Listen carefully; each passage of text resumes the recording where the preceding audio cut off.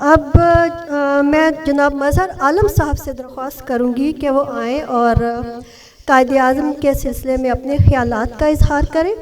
آپ social secretary اور I T کی ساری ذمہ داریاں سنبھالتے ہیں اور آپ کراچی المنائی جو ایسوسیشن ہے اس کے بھی ڈائریکٹر ہیں. تو دعوت دوں گی جناب مظہر عالم صاحب کو. میں اپنے دوست فاروق خواجہ صاحب سے گزارش کروں گا کہ وہ اسٹیج پہ تشریف لائیں پلیز. فاروق خواجہ صاحب. السلام علیکم. مجھے بولنے کا ٹائم 5:30 بجے سے اور 6:30 بجے تک کا دیا گیا تھا، مگر اب تو ٹائم گزر چکا ہے تو مجھے صرف 2 منٹ دیے ہیں. تو سب سے پہلے تو آپ سب کی آمد کا شکریہ بہت بہت. اور میں نے زاہد نہاری والوں سے کہا تھا کہ بھائی ہمیں آپ ایسا کریں، یہ آج کا جو بل ہے وہ ڈونیشن میں ڈال دیں، مطلب ڈونیٹ کر دیں اپنی طرف سے. یہ لوگ راضی نہیں ہوئے تو پھر ہم آپ ہی لوگوں سے درخواست کرتے ہیں کہ آپ ہی لوگ کچھ ڈونیٹ کر دیں، اور اس کے لیے ڈبہ بھی رکھا ہے کہیں ڈونیشن کا. دوسرا، اور کہیں ایسا نہ ہو کہ ایک صاحب ایک جگہ گزر رہے تھے ریسٹورانٹ میں تو وہاں بورڈ لگا ہوا تھا کہ کھانا آپ جتنا بھی کھائیں بل آپ کے پوتے دیں گے. تو وہ صاحب چلے گئے اور صبح سے شام تک کھاتے رہے جتنا بھی کھانا تھا. کھا پی کے جب وہ فارغ ہوئے تو جانے لگے تو پکڑ لیا کہ بھائی یہ بل ہے. کہ لئے بل کا ایسا تم نے تو لکھا ہوا ہے یہ تو تمہارے پوتے دیں گے، اور بل جتنا کھایا تھا اس سے تگنا چوگنا تھا. تو کہنے لگے یہ کیا؟ کہنے لگے یہ آپ کے دادا کھا کے گئے تھے. تو ایسا نہ ہو کہ ہم لوگوں پہ یہ پڑے.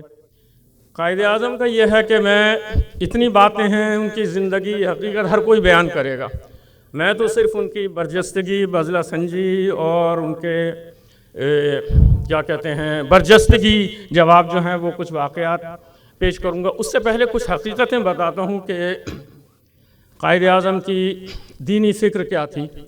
اور جب وہ پاکستان بنانے کا ارادہ کیا تو کافی علماء ہندوستان کے ان کے خلاف تھے، لیکن ایک بہت ہی جید عالم علامہ شبیر احمد خان عثمانی ہمیشہ ان کے ساتھ رہے اور ساتھ دیتے رہے. اس کے ساتھ ساتھ مفتی محمد شفیع صاحب جو پاکستان آئے وہ بھی ان کے ساتھ رہے.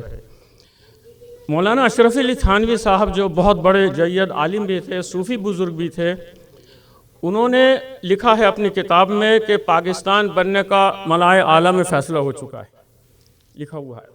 اور کہنے لگے میں نے اپنے بچوں کو وصیت کی ہے کہ اگر موقع ملے تو تم لوگ پاکستان چلے جانا. پھر ان پر جو تھا کافر اعظم تک کا خطاب لگ گیا.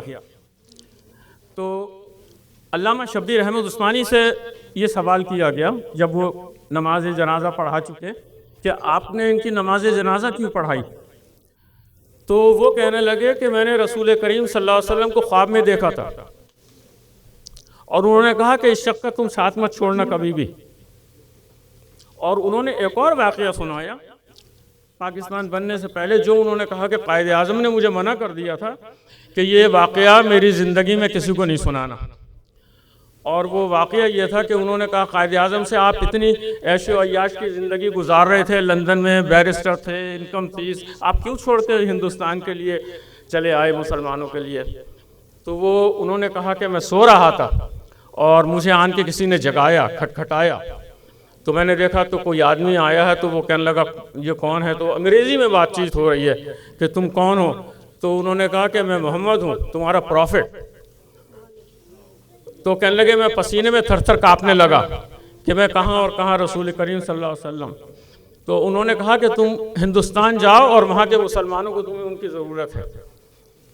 تو یہ دو واقعات جو ہیں میں قائد اعظم کے بیان کرنا چاہ رہا. دوسرا یہ کہ اچھا ان کے برجستگی کہ ایک دفعہ عدالت میں تھے تو ایک جج صاحب کہنے لگے میں تمہاری بات جو ہے ادھر سے سن کے ادھر سے نکال دیتا ہوں. تو کہنے لگے ہاں آپ کے دونوں کانوں کے بیچ میں جگہ خالی ہے. تو بات ادھر سے ادھر نکل ہی آئی. ایک دفعہ وہ سفر کر رہے تھے ٹرین میں، تو ان سے پوچھا، ہمیشہ یہ 2 برتھ ریزرو کرایا کرتے تھے، تو ان سے پوچھا کہ بھائی آپ یہ 2 برتھ کیوں ریزرو کراتے ہیں. تو کہنے لگے میں ایک دفعہ لکھنؤ سے بمبئی جا رہا تھا، تو ایک چھوٹے سے اسٹیشن پر ٹرین رکی تو ایک اینگلو انڈین لڑکی میرے پاس آن کے بیٹھ گئی سامنے والی برتھ پہ. تو وہ کہنے لگی کہ تھوڑی دیر گاڑی چلنے لگی کہ تمہارے پاس جو کچھ ہے وہ نکال دو، اور ورنہ میں ابھی چیخ کے شور مچاؤں گی کہ مجھ پہ جو ہے یہ زبردستی کر رہے تھے. تو قائد اعظم کہنے لگے کہ میں نے اس کی سنی انسنی کر دی. پھر بولتی رہی تو کہنے لگے میں نے اسے کاغذ پہ لکھ کے دے دیا میں بہرا ہوں, جو کچھ بھی ہے تو مجھے لکھ کے دے دو. تو اس نے مجھے لکھ کے دے دیا. کہنے لگے اسی وقت میں نے زنجیر کھینچ کے گارڈ کو بلایا اور اس کو گرفتار کرا دیا. تو ویسے تو میرے پاس بہت ہے سنانے کے لیے, لیکن وقت کم ہے, لوگ اور بھی ہیں یہاں پہ, ہم نے دیر سے بھی شروع کیا ہے, تو بس اب تک کے لیے خدا حافظ.